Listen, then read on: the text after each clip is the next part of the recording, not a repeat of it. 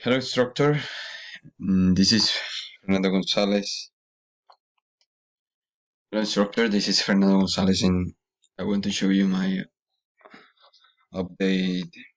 Um, so this is a link, and I was working on this views, but I think that they will be ready for the next week. I was struggling with problems that I had in my routes because when I tried to pass a new road, the new road was taken as a parameter for another function, and I don't know why.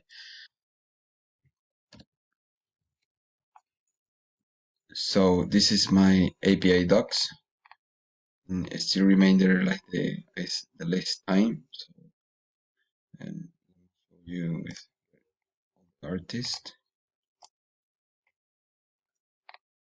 You can see it's working. So well, you can see my changes in my GitHub repository. Right, this are all the problems that I was deploying at first my old application.